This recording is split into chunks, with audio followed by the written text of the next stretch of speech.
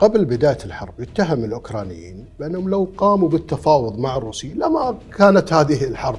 We do not believe in any form of negotiations with Russia. التضحيات اللي قاعد يقدمها الشعب الأوكراني في مواجهة الغزو الروسي لأوكرانيا. 500 kids were killed. 10,000 people were killed. 120,000 residential buildings were destroyed. 1,500 hospitals were destroyed. 537 schools were destroyed. أشوفك في الدواوين تذهب كثير، تلتقي مع شخصيات كويتية. نبي نروح شو نبي نروح شو؟ نبي نروح هلا ما عادت عليك. أعزائي المشاهدين، مرحبا بكم في برنامج ديوان الملا. اليوم حديثنا عن الأزمة الأوكرانية، وضيفنا اليوم الأخ العزيز الدكتور ألكسندر بالانوتسا، السفير الأوكراني لدى دولة الكويت. مرحبا فيك. مرحبا. شرف وجودك معنا. سعادة السفير في اجتماع لمستشار الأمن الوطني في جدة وبحضور أكثر من 40 دولة ومنظمة دولية، وخاصة كانت الأمم المتحدة موجودة، بخصوص تمهيد طريق السلام ووضع خارطة الطريق للخروج من الأزمة الأوكرانية والاعتداء الروسي. ما أهمية هذا الاجتماع وما النتائج اللي تم الخروج منها؟ Thank you very much for the question. First of all, thank you very much for finding time to meet me, especially on the eve of the Independence Day. It's a very important day for us, and it's a great pleasure to see you again. So welcome. You've asked a very important question from the very beginning, because this is the so much well spoken about this Jeddah, the Saudi Arabia, the summit, the security. So all the key words are very important. When you started from Jeddah, you would understand that Saudi Arabia has played a very crucial role in putting together West and non-West, putting together not Europeans or Americans, but they managed to put together at one table, at one place, almost the whole world. 40 plus countries, plus international relations, organizations were present in Jeddah. And we have seen, as we believe, as a great example of countries who are wishing to achieve peace. We have India, we have China, we have Argentina, we have Egypt. We have many countries who are not present in Copenhagen on the first round of trips. So Saudi Arabia really made a crucial step to put together everyone, meaning that more and more countries would see peace formula of Zelensky as the only realistic way to achieve the result. And I'm very happy that government of Kuwait has sent its representative.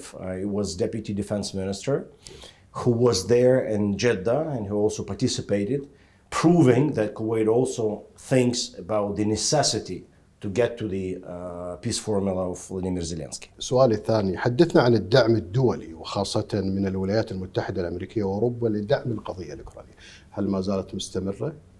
Thank you, sir, for this question. This is also a very good one in meaning that many countries are supporting us. Someone starts with money, someone does with food help, with humanitarian support. You mentioned the United States and the European Union as a, let's say, collective group.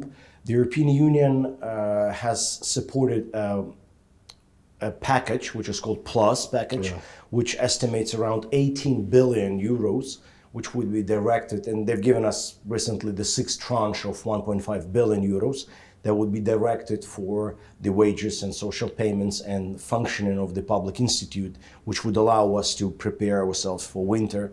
And they continue doing this.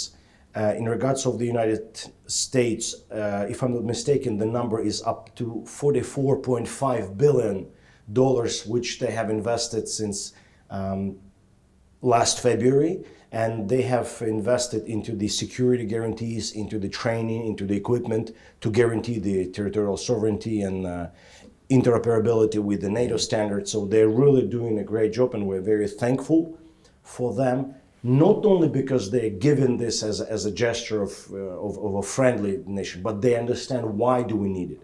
Because we're fighting, we're supporting, as the government of Kuwait was fighting for its independence 30 years ago. This year we commemorated 32 years since Kuwait was liberated by the whole world fighting together with Kuwait. That's what we're undergoing right now, and I'm sure that Kuwait understands why it is so painful for me to go through this. And I'm thankful for Kuwait to understand my pain. في هناك سؤال مهم دائما نسأله خاصة للأوكرانيين والمسؤولين الأوكرانيين. أوكرانيا ما زالت تتعرض لجرائم الحرب ويمكن نشاهدها يوميا القصف في الأماكن المدنية. هل تم توثيق هذه الجرائم لمحاسبة من قام بها ومن أعطى الأوامر بعد انتهاء هذه الأزمة؟ It's a painful question. Thank you, sir, for emphasizing that. We are undergoing very severe war conditions, and as you mentioned, it's a war crime, and definitely we are trying to put together all our efforts with international countries to register all those war crimes. As of today, we have already registered more than 100,000 war crimes, Yes. and there is a huge book of war crimes. There is a huge register, and 42 countries have already applied to the International Court in Hague to make sure that we will have the tribunal for this.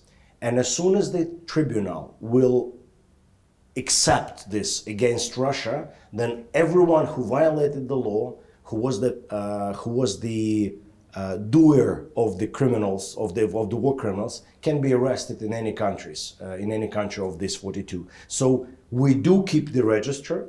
We know that they will be brought to accountability. After the war, definitely we'll be having a special tribunal like in Nuremberg process for those who were giving orders, for those who were executing orders. And as soon as it gets together, then this is the only way to find justice after the war.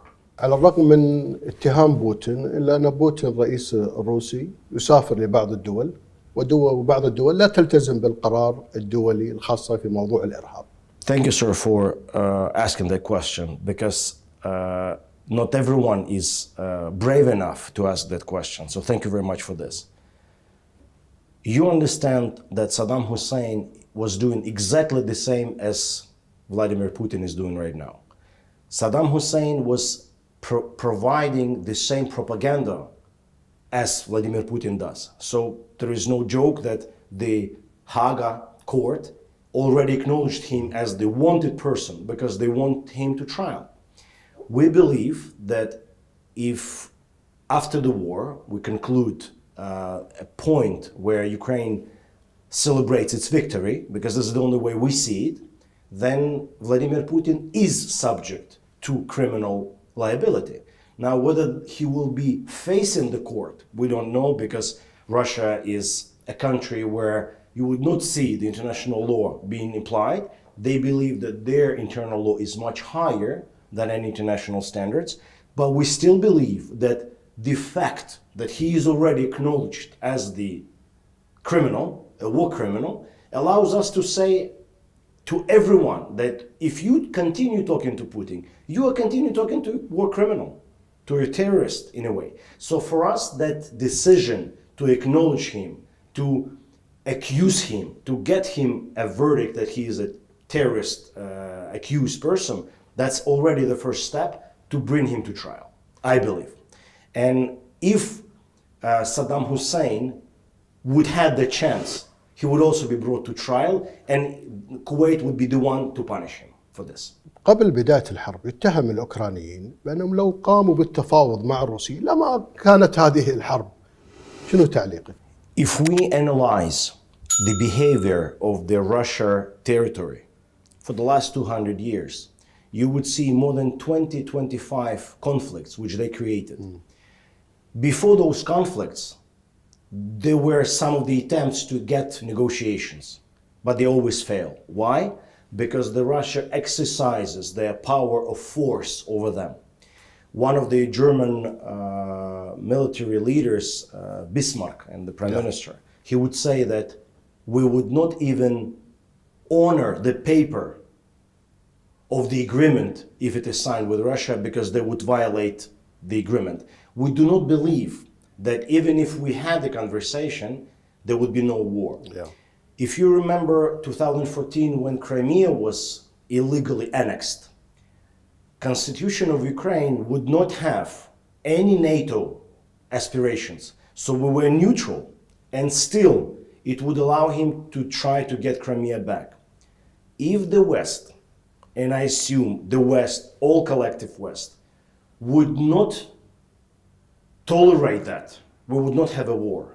But since Europe said, okay, you know, you don't want to provoke Putin, it's better to talk, you better not to fight back, that came to the war in 2022. So we are having the war not since February 22, but since February 2014, 9 years. And we do not believe that if we wanted to talk, they would really would use this opportunity not to fight us in a severe form. We do not believe in any form of negotiations with Russia. سعادة السفير، ما رأيك بالدعم الكويتي لأوكرانيا ودور السفارة الأوكرانية خاصة في تعزيز الثقافة الكويتية الأوكرانية والتقارب الكويتي الأوكراني؟ Thank you so much for the question. I will start with the second part because that's what we started our activities back in June 2019 when I arrived to Kuwait. It's already been 4 great years in Kuwait. Even the fact that we had COVID and all the activities were frozen, and then we had 547 days of war, but we still, embassy is very active, as you know it. Yeah. And we started working with the cultural projects. Even the background that we chose today was presented during the first week of Ukraine in Kuwait, where we wanted to show what is Ukraine. Ukraine is innovative, smart, professional, creative, trustworthy, artistic. We wanted to show an open Ukraine to Kuwait. During my 4 years, we wanted to concentrate on something which would be very, very peculiar for Kuwaitis. For example, all Kuwaitis love football. Yeah. And you remember that back in 1994, 1995, there was a Ukrainian national coach who was the coach of the national team of Kuwait, yes. Valery Lobanovsky. So we spent almost 3.5 years to find students of Lobanovsky who were playing on the national team. And they've given us their memoirs and pictures, and they still remember that one. And he's still considered to be one of the greatest national coaches, and I would really wish to give it to you. Apart from sport, you mentioned cultural. Kuwait is also, to some point, terra incognita for Ukrainians. Mm-hmm. No one knows much about Kuwait. And we thought that we will really wish to tell Ukrainians the story of Kuwait. So one of our diplomats who is working with us, Ms. Olga Siheda, she was blessed to graduate from the university in Kuwait. She had the scholarship by the government. And so she had some access to libraries, to archives. And she found very interesting stories in Kuwaiti language, not in Arabic, in Lahja, that would really represent Kuwait's history. From 1927, when the first novel was published, up to 2020 of this year, she would find 11 authors, and she would pick 2 stories of each author to show Kuwait before NIFT, after NIFT, before invasion, after invasion, before Lulu, after Lulu. And so we made a project together with the National Council of Literature that is called The Search of Pearls in Kuwait. And this is a bilingual book which has Arabic from one side and it has Ukrainian from other side, which was presented through the Diplomatic Academy in Ukraine as a material to learn Arabic. Sweet. It was sent to all universities in Ukraine where they major in Arabic so that students can really read the language of Kuwait history, know the Ukrainian language, have the story to understand in Ukrainian. Plus you would see the pictures which were done by a Ukrainian artist who has never traveled to Kuwait. But he spent 6 months to learn the Dishdasha way, how it is presented, the dinar, how it was printed. So this is a history, the encyclopedia of stories of Kuwait. And if you ask young generation of Kuwaitis, they will not know half of the authors of this Kuwait story. So I'm going to give it to you as a story. You give it to your son. You will check him and make him an ihtimam and see if he will do, if he passes the test on this one. So we still continue lots of things in culture and sports, and we will continue doing that. سعادة السفير، أعرف أنك معجب باللغة الكويتية واللهجة الكويتية. حدثنا عن بعض الكلمات اللي دائما تقابل فيها المسؤولين الكويتيين وتتكلم فيها مع المسؤولين الكويتيين. هذا جميل. اللغة العربية يعني صعبة جدا، ولكن إذا أريد أن أستخدم هذا اللغة لاحتراما لهذا البلد يعني شيء جميل. الكلام أول أنا عرفت في الكويت سحتني. أنا في استوديو في كي تي في 2 يعني بردا جدا جدا، وأقول سختني. أنا شو أنا سختني؟ أنا أكتب في دفتري سختني يعني كولد. أوكي، هذا البداية. أنا عرفت اللغة العربية من الكلام سختني. أشوفك في الدواوين تذهب كثيرا، تلتقي مع شخصيات كويتية. اللهجة الكويتية يعني جميلة جدا بالسمع، ولكن إذا أنا أعرف الكلام مثلا نحن نريد أن نذهب هناك وأنا بانتظاركم من هذا، ولكن أنا أسمع نبي نروح شو هنا؟ نبي نروح شو؟ نبي نروح هلا ما عنت عليك. ولكن إن شاء الله في المستقبل أنا سأكون ماهر باللغة العربية. مستعدين لتعليمك اللغة اللهجة الكويتية. سعادة السفير برجع يمكن محور مهم. الشعب الأوكراني شعب يعني مكافح يعني في ظل هذه الحرب، ويمكن اللي اشتهر عنا الشعب الأوكراني بناء دولته، التضحيات اللي قاعد يقدمها الشعب الأوكراني في مواجهة الغزو الروسي لأوكرانيا. This one is a difficult one. This one is a painful one. You asked me the question, and I want to ask you: do you remember August 1990? Yeah. And there is nothing much to say. Yeah.